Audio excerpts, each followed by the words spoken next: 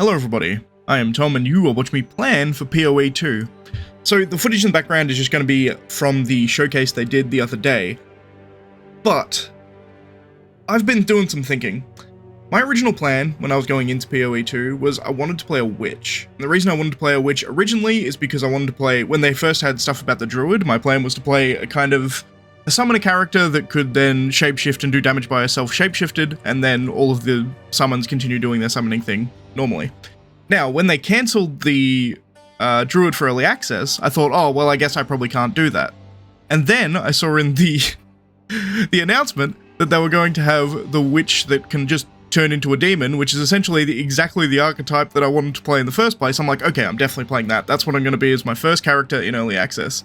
I'll be honest, in early access, I'm probably going to play every class, maybe every ascendancy too, depending on how hard I go on this, I suppose. But anyway, that was my plan. I wanted to go into the Infernalist because it allowed you to keep all your summons up and also shapeshift into the demon form and do damage by yourself in the demon form.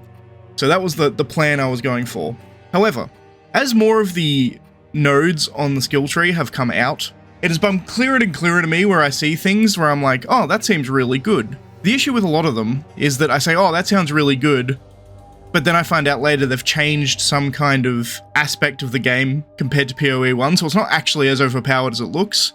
This one I'm going to talk about today, I can't see how this isn't busted. It just seems so outrageously good that I can't fathom how it won't be. So we're going to go over it. So my plan now is actually, I'm going to play a monk. I'm going to play a Shadow Monk or a Hand of Cheula Monk. The reason for that is, first things first, we have the fact that it can get instant mana leech. That's just good. I like instant mana leech. It is worth noting that if you can get instant mana leech on the skill tree, then you don't have to do this as a monk. It's just probably easiest on a monk because monk can do this through their ascendancy. So they have the node Ravenous Doubts on their ascendancy. This gives them instant mana leech. Now, some of the nodes that I have here are just going to be from direct output from GGG. They've sent out a lot of them. However, there is a bunch of these that I have learned specifically from a video by Dreamcore. He's a YouTuber. He went to an event. I think he went to the latest LA event, and he spent his time just looking over the skill tree, seemingly, because he's releasing a bunch of videos with kind of these pointed notes from the skill tree that is rather interesting. So the explosion of this idea in my mind that pushed me so hard to actually play it first, rather than playing the witch, was the stuff that I got from his video. So first things first, he said there is less mana nodes on the tree from what he could see. It's similar, it hasn't been completely eradicated like they've done with health, but mana loads are a lot less. The two you see here, we have Raw Mana and Mana Blessing. They both give increased maximum mana at some kind of cost. That's all you could find, so there's not a huge amount of mana on the tree. However, we'll go into something in a minute. First things first, we have Mind Over Matter. So Mind Over Matter in POE 1, you can see on the left there is the POE 1 keystone. 40% of damage is taken from mana before life. This has been buffed considerably, well I guess not necessarily buffed, but changed considerably in POE 2, such that all damage is taken from mana before life, and you have 50% less mana recovery. So there's now a downside to it, but it's more powerful effect overall. So ordinarily in POE 1, you split the damage between your mana and your health. That's really good because you can have two recoveries essentially at the same time. You recover your health and your mana at the same time, therefore you're doubling your recovery available. However, Mind Over Matter now is essentially making your entire mana pool also on top of your health pool, so it's just giving you a lot of survivability just by itself as a keynode. Obviously, you've got to figure out a way of solving mana. Instant mana leech is a very good way of solving that problem. So we have instant mana leech, therefore it solves the 50% less mana recovery rate. I don't care about that because I have instant mana leech, right? So I've pretty much solved that downside, therefore we just have a bunch of extra health, all of that mana. Now the interesting part, as I said, he could only find these two nodes, the Raw Mana and the Mana Blessing, inside the actual tree for mana, which means you're going to have to get a lot of mana off gear. That was my thinking originally. However, he's also gone through and he's seen that they've changed Eldritch Battery. So Eldritch Battery in POE 1, you can see it here. Spend Energy Shield before mana for skills. Mana cost Energy Shield protects mana instead of life, 50% less Energy Shield recharge rate. So you see the little picture on the right, I've put there for illustrative purposes. It will put your Energy Shield over the top of your mana rather than putting it over your life, and it would drain essentially the same. It did pretty much the same thing Energy Shield wise, but it was over your mana rather than your health. In POE 2, Eldritch Battery has been changed to convert all of your Energy Shield into mana. Which, like, what? That seems... the utility that gives you is insane, particularly when you also look at some of the nodes that they have on the tree for scaling energy shield. We don't have a lot for scaling our mana up, but considering we can turn all of our energy shield into mana anyway, you look at some of these things that Dreamcore went through. We have Patient Barrier, Enhanced Barrier, Melding, and Heavy Buffer. You look at these kind of numbers are insane. Patient Barrier, 60% increased maximum energy shield, with a slower start to energy resource charge. If I'm turning all my energy shield into mana with Eldritch Battery anyway, I do not care about the energy recharge. Like, I don't care when it starts, it doesn't matter because it's not there. Then you have Enhanced Battery, 25% increased maximum energy shield, +1 to all maximum elemental resistances. That's just a good node anyway. Melding, 40% increased maximum energy shield, 10% reduced maximum mana. That's still a net upgrade because I'm losing 10% mana, but I'm gaining 40% mana. Just because of the way well, I guess it's probably 20%. It's still probably going to be a net up. Assuming your energy shield about matches your mana in base number, then that is still a net positive. It's still essentially just 20% up increased mana. And then we have Heavy Buffer, 40% increased maximum energy shield, and 10% reduced maximum life. Now, reducing that life is also less useful, or less of a downside, I should say, because as far as I can tell, there's no reason not to take Chaos Inoculation if you do this.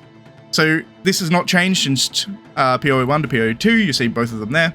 Maximum life becomes 1, but you're immune to Chaos damage. So I think, because you have Chaos Inoculation and Mind Over Matter, all of the damage you take should go to your mana, which means your mana is essentially acting as energy shield. You have instant mana leech, so you can pull all of that mana back again. You're turning all of your energy shield into mana, which means all of your armor gets directly converted to mana. All of the bonuses you get for your armor essentially go straight to your gear, I should say, not armor, because it gets a bit confusing with terms. But all of your gear has energy shield on it, so therefore your energy shield gets directly converted into mana, which gives you an enormous health pool. And then you take Chaos Inoculation, that just makes you immune to Chaos damage, so poison is irrelevant. Any other Chaos degens are irrelevant.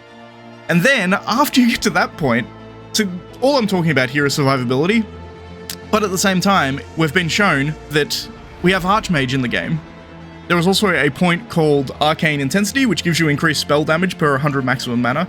So you're going to be able to seemingly pretty easily mana stack the hell out of this character, have instant leech for your effective health and damage, and mana, like all of it is in one at this point. Defense's health and damage is all coming from your mana. And then we have Archmage support, so you can do a spell build, and you gain 5% damage as lightning damage for each 100 maximum mana you have, and your spells cost an additional 5.34. That's irrelevant, because you've got instant leech, so it's not going to matter. And you're going to have so much mana, it's not going to... Like, the increased cost for Archmage is going to be essentially pointless. So I still haven't actually figured out what build I'm going to go with this, but I'm thinking it's going to be a spell build on a Chayula Monk, and just stack the fuck out of mana, and I don't understand how this isn't going to be nuts.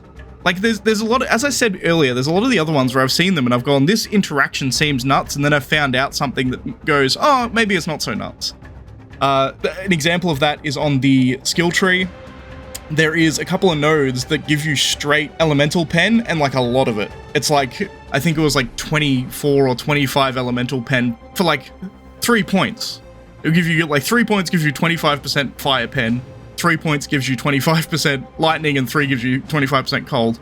And I was like, that seems absolutely nuts. What are you talking about? But then I found out penetration can't go negative now. So you can't turn that penetration into damage. All it does is, like, the most you can do is eliminate an enemy's penetration. You can't put them into negative penetration and do extra damage like you can in POE 1. So I'm like, okay, that's not as crazy as I thought it was. That's happened to me a bunch of times where I've found something going, oh, that seems crazy. And then I've looked into it more and tried to figure out how it's not crazy, and usually there's a reason. This, I cannot see how this is not busted. Particularly because there's no health on the tree anymore, right? And it's seemingly not a huge amount of mana either, but there is a shit ton of energy shield. Like, just these 4 nodes gives you what? 175? Like... Sorry, 65. 165 increased maximum energy shield just from 4 points on the tree. With effectively no downside with the way I'm building this too, right? And we're just taking all of that energy shield and turning all of it into mana because of Eldritch Battery. I'm sure I've got my whole kind of autism board up for you in front of me right now. But I don't know, if someone can see a weakness in this that I'm not noticing, please let me know, but it just seems so busted. It is so busted, it's changed my plans for what I'm going to play. I'm definitely playing a monk when we start this. That's just happening. And I think we're going to be doing a Shadow Chayula monk, because this mana leech is insane. Now, it is worth noting, if I can get instant mana leech on the tree somewhere, then I can do this on literally any class and I do not care. So I'll probably go back to being the witch and still do this, maybe? It might be a bit too heavy investment if you need the... Nah, it still seems nuts. Like, the actual amount of nodes you need, they're relatively spread out, but they're all kind of in the magic section, right? Chaos Inoculation is on the top right. Mind Over Matter is kind of in the top left. And Eldritch Battery is, like, kind of right in the middle, a bit to the right, I think. To the top, I should say. So I think they're all kind of in the same area as well, but it just seems nuts. Anyway, that's it for this video. Just kind of brainstorming, because I'm spending my whole time just looking at Path of Exile 2 stuff currently. But yeah, if you liked the video, please leave a like, subscribe, all that kind of jazz. And if you can find a weakness in this, let me know, because I can't see it. I can't see what they would change that actually makes this not broken as fuck. I mean, maybe you just can't get as much mana in the first place. Like, maybe energy shield bases are, like, really crap. Like, the actual level of energy shield flat that you can get is a lot lower. So that these massive increases to energy shield aren't as impactful because the actual base energy shield is lower. But even then, it still seems good. I don't know. As I said, I cannot see a weakness with it. So, yeah. Hope you enjoyed. And I'll see you guys. I'll probably make a couple more videos going over some of the other ascendancies because they all look interesting in different ways. But I'm just waiting for December 6th at this point. Just waiting. See you next time, guys.